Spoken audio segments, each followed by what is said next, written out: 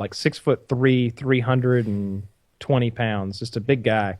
And he wanted to be a veterinarian. I think he's still on the way to, or maybe he has become one by now. But he got a pug puppy. And he loved this thing, and he would sleep with it every night. And then one night he falls asleep, and he rolls over on it. And he wakes up, and he has smothered this new puppy to death in the bed. And it's all because he's such a big guy, right? You know, a 200-pound man wouldn't have done this. It wouldn't have happened. But he's 320 or 350 or whatever the hell, and so it was just too much. And the little puppy he rolled over on the puppy, smothered it, wakes up to a dead puppy right under him. He cried a lot. He needs pretty, a 7-foot-tall Great Dane, right? Yeah, there's two peas in a pod. That Great Dane would have farted on him. And he'd have woke up, and he'd have been all shaky and had a headache from low oxygen to his brain. My dog's farts. He might get some bad test scores. It's awful. And there's two of them, right? So sometimes they're both just cooking at the same time. You're like, oh my God. And we've got like the fireplace going and stuff. I'll walk in the room. I don't envy that. They'll both be in the, like, say, the family room with Jackie, and I'm like, oh my God, like, this place is polluted. She's, I know. You should I imagine like putting one of those sticky Febreze things like on the back of the dog, like right above its tail, just so it's constantly just spraying out. Yeah, that's awful. When you got a dog that weighs hundreds of pounds, and that digestive system is not conducive to anything good. No, they can be so stinky. It's kind of funny, but oh my God, the way my dogs fart is it's bad. It's real bad. It's something like I think people are out there like, okay, so my dogs are human sized, right? You might think that there's a similar no. They out fart any person that I've ever met. Yeah. Because they have no concept of restraint. They let it go.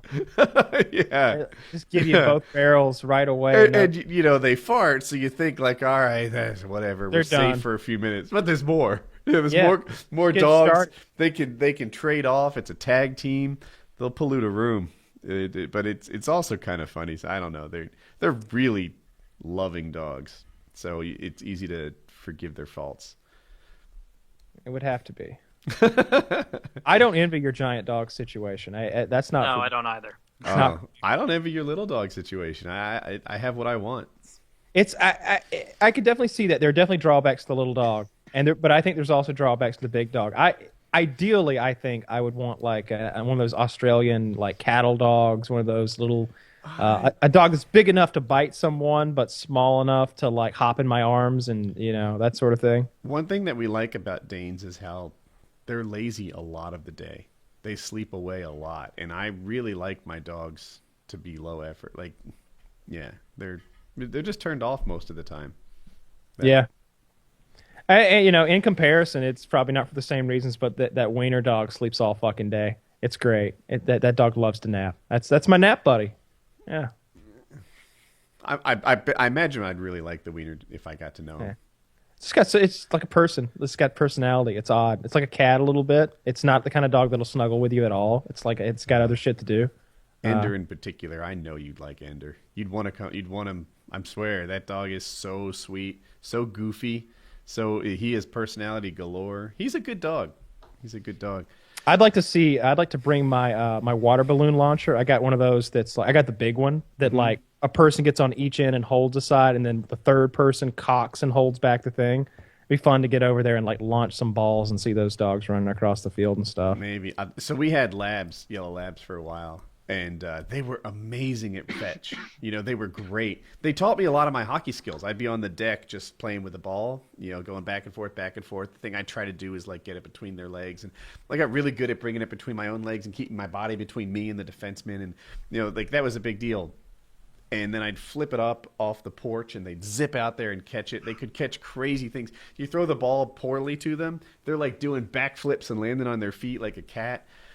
My Great Danes are so incompetent by comparison. You throw things for them to catch, and they get bopped in the head, or they try to catch it with their mouth. They have no, mouth-eye coordination. Mouth-eye coordination, that's what I call it, yeah. Mm-hmm. Kitty's dog is retarded like that.